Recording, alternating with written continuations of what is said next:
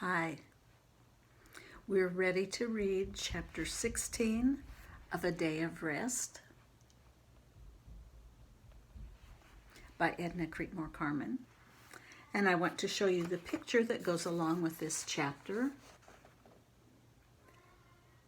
The father is going in his car to see if he can find his boys. Although its rays still touched the top of the white oak in the front yard, the sun had dropped down behind the Weaver's house as Douglas left Susan with Aunt Mary. The long shadow of the oak extended across the yard and out into the garden as Douglas opened the garden gate and ran toward the garage. Douglas hurriedly kicked the tires, checked the gas gauge, and at the last minute grabbed a lantern before getting into the car and backing it down the drive. At the end of the drive, he stopped the car. He was rushing off without a plan. If the Bartons had taken Bert and Jim, this was not a job he should try alone. He would need someone he could trust to act as lookout while he searched the outbuildings. His cousin Floyd was good at that sort of thing. As county sheriff, Floyd could make up some charge that would give him the right to search the buildings and ground, and he could be trusted to keep his mouth shut if they didn't find the boys. On the other hand, if Floyd did the searching, it would have to be an official visit through the front door. While one of the Bartons answered the front door, the other one could slip out the back and hide Bert and Jim. In this case, an unofficial visit in the back might give better results.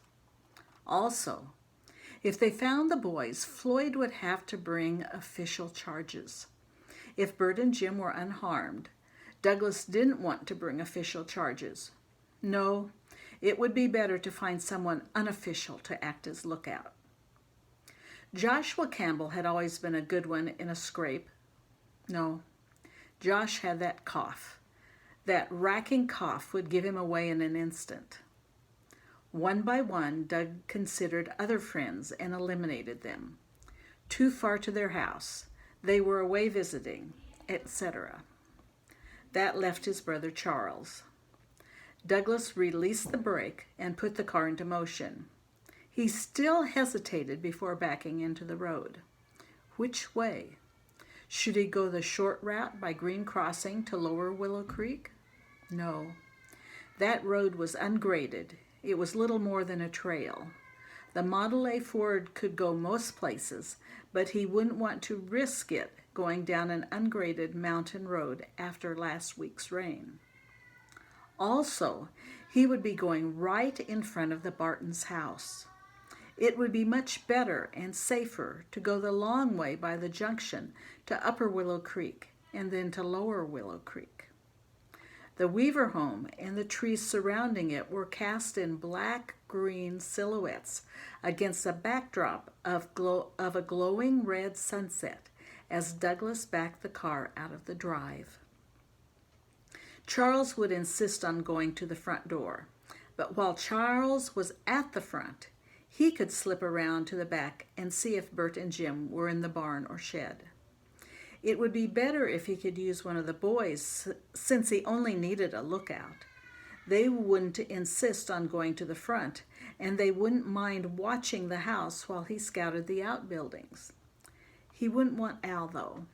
Al would insist on bringing a gun and would use it without hesitation. Besides, Al's wife was somehow related to the Bartons.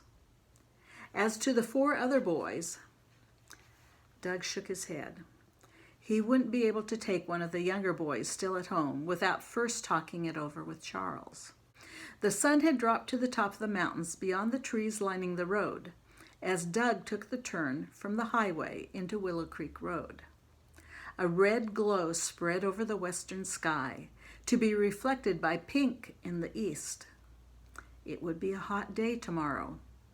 Too hot to get that old hay out of the barn loft. He would be cooked to a crisp under that tin roof with the sun beating down on it.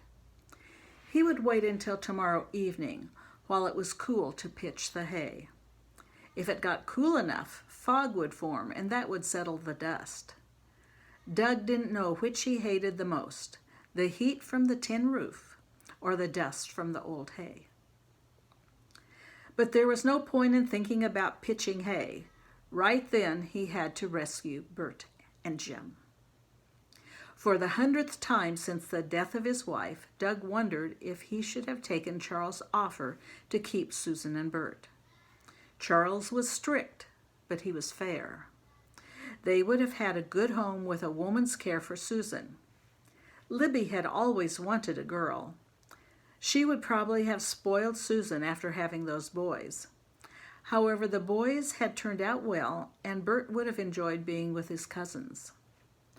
On and on Doug's mind raced, giving both the pros and cons that he had been over many times before. But his conclusion was the same as before. He simply could not give up his children. He would have to do something soon because he agreed with Charles that Aunt Mary was getting too old for the responsibility. A way he could get help for Aunt Mary would be to hire some young couple. It would mean putting dormers up in the attic to give them a bedroom. That wouldn't be a problem. He had always intended to add more space up there when Susan got too big to sleep with Aunt Mary. The wife of any couple living in the house would have to get along with Aunt Mary, who was getting rather crotchety. Also, the husband would have to be some young man who didn't care to work in the mines where he could get good pay. There were several young men in the area who didn't care to be imprisoned in those dark tunnels all day. But then often the same young men didn't care for the long, hard work of farming, with no quick returns either. Many of the young men, descendants of heroes who had fearlessly opened the mountains, lay around the house doing very little more than hunting and fishing. They were not interested in the monotonous day-to-day struggle on the farm or in the mines, with nothing to stir their adrenaline or tax their courage. The sameness was too much for them. There were no trails to blaze, no enemies to fight. Courageous young men who could have been heroes of past years were little more than bums of today. But he shouldn't judge them too soon. He firmly believed that a person should have the chance to change, and one of those young bums might just like that chance. Suddenly, Bert's statement to Slim that Jim Weaver was his brother popped into Doug's mind. For Jim to be Bert's brother, he would have to marry Margaret. Doug found that the idea was one that he liked very much, in fact. Doug had always been a friend of the Weaver family from the time they had moved across the highway from his place, but he had never before considered Margaret other than a close friend. Would she want to marry again? More important, would she want to marry him? Any woman he married would have to be a strong woman to want to take on a household with an old lady that would soon need care herself and 2 young children as well as himself. Margaret Weaver was a strong woman. She had proved that many times as she faced the problems of being a widow with 2 boys to raise. Since she had 2 children of her own, Susan and Bert wouldn't scare her, and she needed help with those boys of hers. The obvious answer was that they should consider combining their households, and this was very pleasing. He liked the boys, and he liked Margaret very much. He had often used his concern for the Weaver boys as an excuse just to see Margaret and to talk to her. Deep in thought, Doug studied the pros and cons of his marrying Margaret. A sudden jolt of the car as it slid into a deep rut in the road brought Doug back to where he was and what he was doing. He had better pay attention to his driving. The hairpin curves that began the descent down the mountain to Upper Willow Creek were always dangerous. The poor condition of the graveled road after last week's heavy rain added to that danger. The car bounced and bumped from rut to crest and back to rut. Doug shifted to low gear, slowing down as far as possible, riding the brakes constantly to prevent the car getting out of control on the steep incline.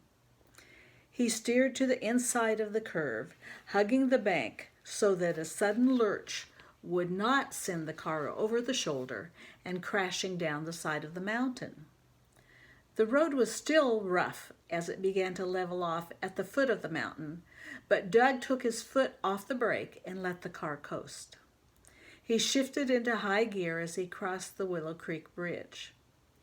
Ahead, he could see the peaked shingle roof of the white frame building where the Baptist church met. It wasn't far now to Charles' house. The front doors of the church were open, and there was a light inside as Doug passed. There was going to be a meeting that night. Doug had forgotten all about its being the third Sunday of the month. That scratched any plan of using Charles or any of his boys until after church was over. He could depend on it. If the church doors were open, Charles' family would be there. By the time church was over, it would be quite dark.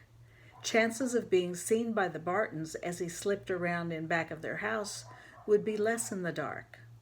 And that same darkness would allow the Bartons to slip Bert and Jim away if given warning, and it would be easy to stumble in the darkness. That's the end of chapter 16.